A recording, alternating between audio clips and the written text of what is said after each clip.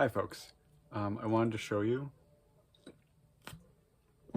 where I ended up. This. Wow, that's bright. I've got a whole sun behind me. Let me do that. Okay. But this is a nice 1960s Sparklets top in pretty darn good shape. The threads are really crisp. It didn't see a lot of abuse. Pretty nice. I'm gonna have to cut it up later though. So the aircraft valve, I don't have the original. The mold, I've got another mold curing behind me. This is what we end up with. Quite literally, there's a nice big, to me it's big. There's a manufacturing stamp on these, and it is right there. It might not focus because, you know, yeah, okay. It's a nice, like Helvetica capital R. I'm assuming for where it was manufactured. Maybe for wartime use. This had a cataloging storage stamp of the mid-50s, I think. Anyways, here's the valve. We're not getting any bubbles on the side. I think there's a hairline few in the threads or on the rim, but like again, that's pinprick stuff. This really sharp ledge has collected bubbles on every single mold I've made, but this is where we put that washer and the square nut thing. So we're pretty good there. You can easily putty that over if you need to, you know, or super glue, honestly. A little bit, and it's a flat surface. You sand it, you cover it with that red washer. That's not a critical part of this at all. The critical parts are beautiful. I think they're beautiful. I think this is really, really nice. And this threaded section came actually from the Sparklets bottle. I cut the threading off and fixed it inside of this. Oh yeah, this is the seam line. Where is it? That's pretty cool. Anyways, this threads right into there. And the real Sparklets top sits down inside a Hymatic valve like this a little bit. And voila. Now I clocked it so that, yeah, said it would be parallel like it is on the prop. This is mostly tight. You could crank it down about a quarter more. It would be a little off kilter, but I did this specifically so that, you know, a little bit of glue would secure that, and there's space for the glue in that case. I suppose you could crank it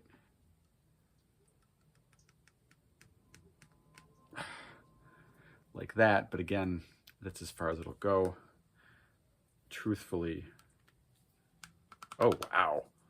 Okay, technically, you could crank it all the way around one more half turn. Let's check and see if that damaged it at all. I don't think so.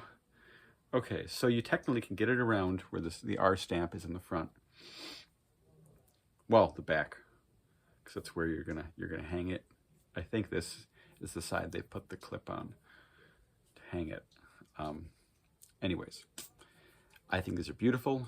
You can crank it down, and there's no bending or cracks around the rim. That's pretty cool. My second mold is going to be this entire thing with specific clayed in areas, because the prop on Dagobah and the prop in the Falcon, I'm pretty sure came from the same it's the same mold.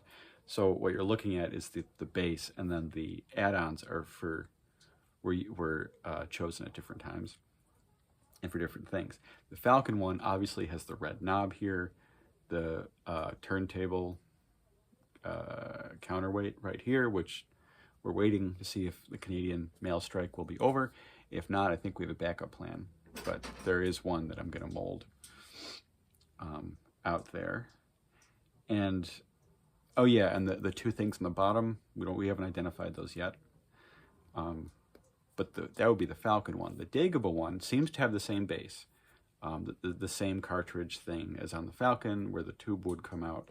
But instead, the cartridge and the red knob hole are plugged, I'm pretty sure, by just model kit parts. And I got them. I got this one, which is off of a tank, and this one, the cartridge one, I think I just found it. Also a military vehicle. But I'm hoping to cast those parts separately so you can get the experience of gluing on your own model kit parts. And that would be it. So these take a decent time to cure. I got pretty thin resin. So I just put the second, this is number one, I went to a friend of mine that I traded parts for. So if he wants to out himself, he can. So this is number one. Number two is, I just put it in like 20 minutes ago, and I think it seems to be 30 or 40 minutes till it's bendy, and then maybe an hour for hard time, which I'll work around what I have to do during the day. But yeah, I think it's coming out great. I'm excited for this. This is the pour spout. You can cut it off. There are 2 holes in the bottom of this Hymatic valve. The main hole, I put a cap plug in. That's your pour spout. I used the second hole, which I think had a screw in it, as an air vent. So that, can you see it? There you go. That you can just snap right off. I think that was pretty clever. Anyways, I think these look great, and I will keep casting and then update people. Oh, you want to see a cartridge? No, wait, I put pictures up of the cartridges, and I'll go get one. Hold on.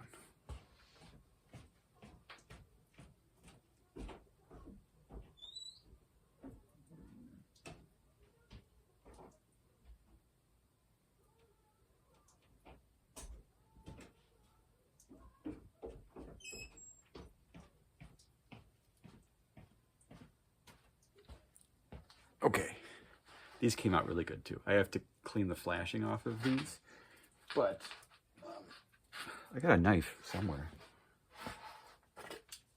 So these are a lot less problematic, but we're not dealing with bubbles. We're not dealing with structural issues. Look, I'm doing this on camera for you. I am cutting backwards. I don't know where I learned that trick.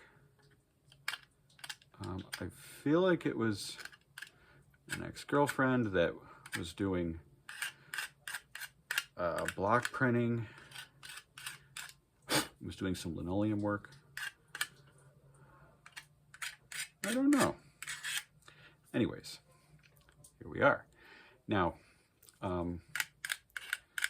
there's a pour spout on this, but you really only need, it's a little bit of an overkill, but with this, you only need up to here, I'm pretty sure.